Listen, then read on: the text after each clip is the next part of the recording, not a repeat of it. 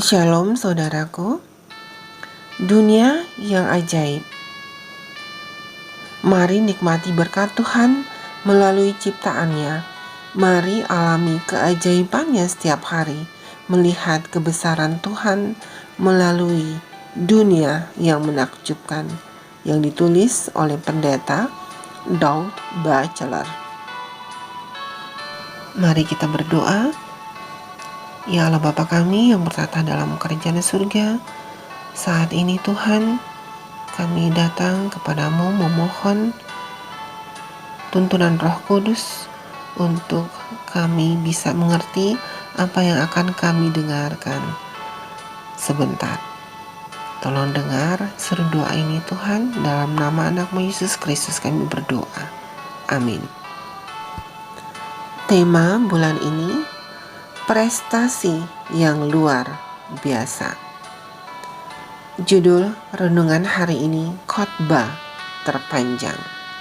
Ayat inti terdapat di dalam kitab Matius 5 ayat 1 dan 2. Demikian firman Tuhan. Ketika Yesus melihat orang banyak itu, naiklah ia ke atas bukit, dan setelah ia duduk, datanglah murid-muridnya kepadanya. Maka Yesus pun mulai berbicara dan mengajar mereka. Penjelasannya, seorang vikaris Anglikan dari Lancashire, Inggris, telah menyampaikan khotbah sepanjang 28 jam 40 menit sehingga memecahkan rekor dunia pidato tanpa naskah terlama.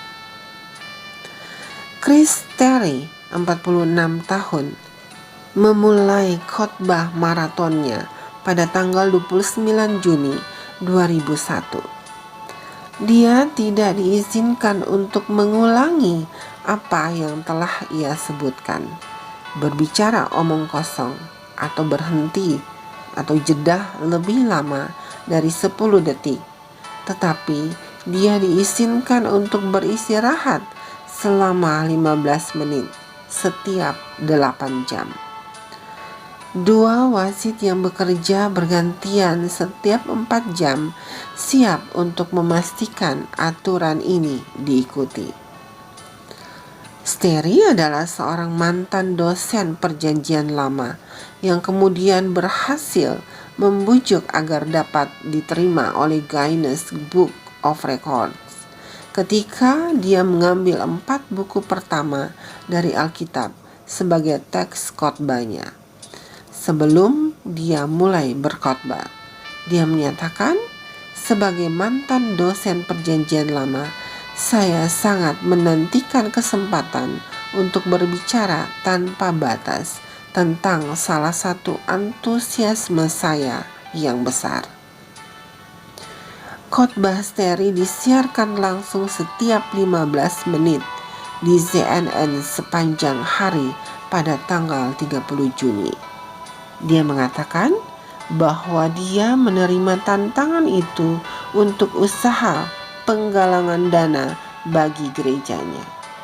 Ada lebih dari 100 orang dalam gereja saat dia memecahkan rekor itu.